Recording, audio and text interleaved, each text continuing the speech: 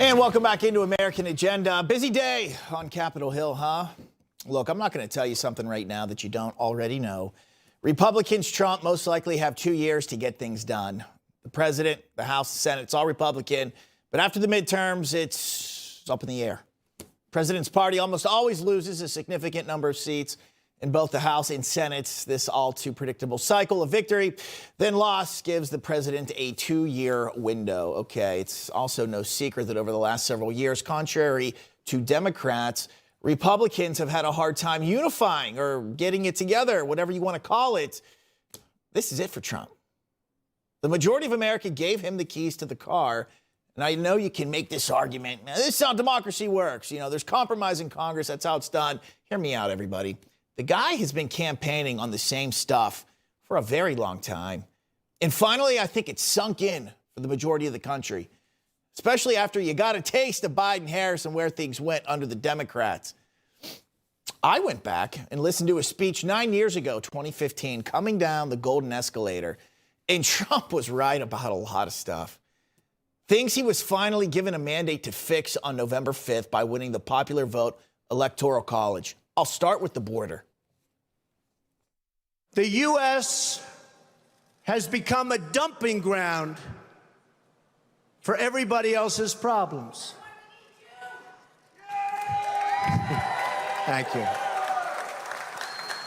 It's true. And these are the best and the finest. When Mexico sends its people, they're not sending their best.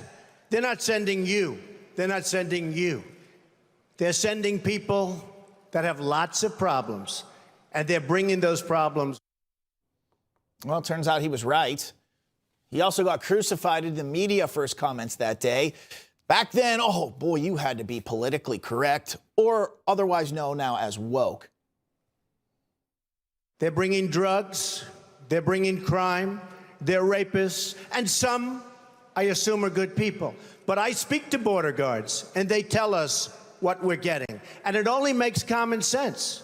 It only makes common sense.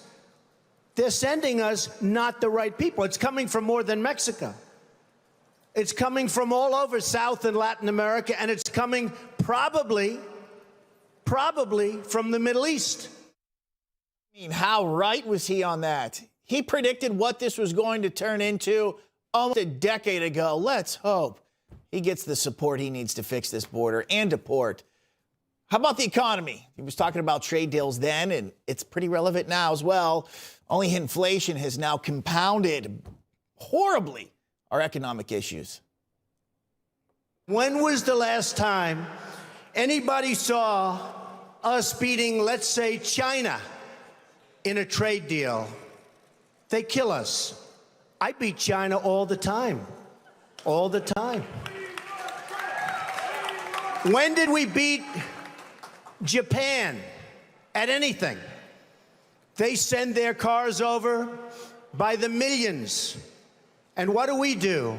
When was the last time you saw a Chevrolet in Tokyo?